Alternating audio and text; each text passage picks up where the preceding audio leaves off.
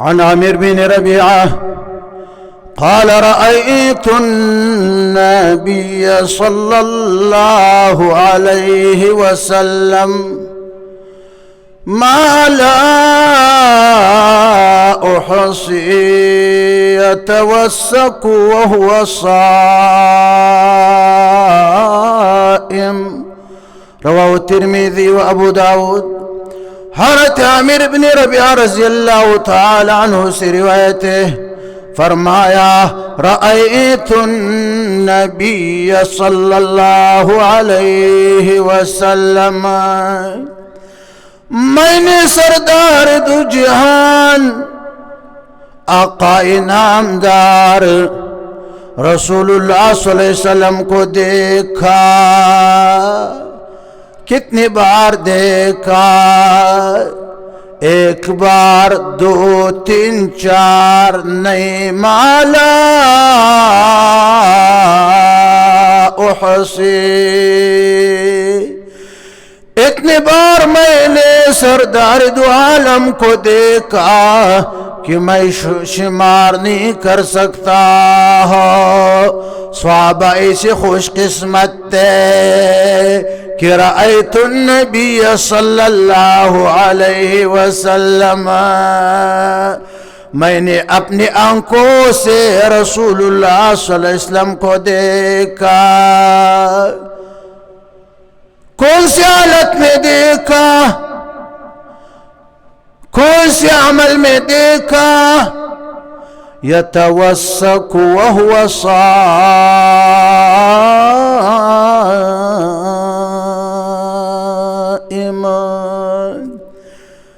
رسول اللہ صلی اللہ علیہ وسلم کو روزے کی حالت میں نے دیکھا کہ روزے کی حالت میں روزہ رکھتے ہوئے رسول اللہ صلی اللہ علیہ وسلم وہ مسواک کرتے تھے.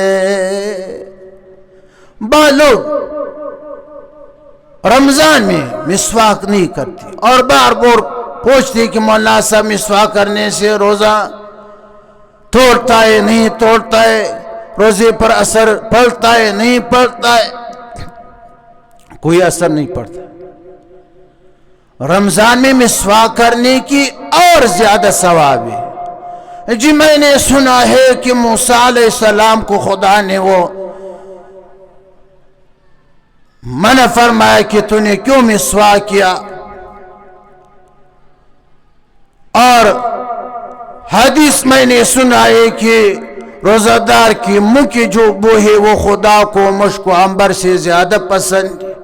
وہ منہ کا بو نہیں، وہ دراصل روزہ دار کی معدے سے، اور معدہ جو ہے اس کی خالی ہونے سے ایک بڑاس آتا ہے. در حقیقت معدے کی وہ خالی ہونے کی جو بڑاسی وہ خدا کو مشک و عنبر سے زیادہ پسند ہے، مکابو خدا کو پسند نہیں.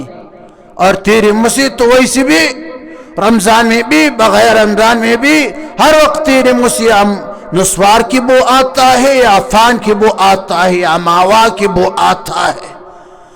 مسیح تو نے بولی بیل کی دبور بنایا ہے. یہ کرتا یہاں بھی پان کے اثرات، یہاں بھی پان کے اثرات، ماوا کے اثرات، چالیوں کے اثرات ہے، اور مزے لے رہا ہے. بیل جو ہے گوبر کرنے کے بعد اپنے دبر کو یوں کرتا ہے.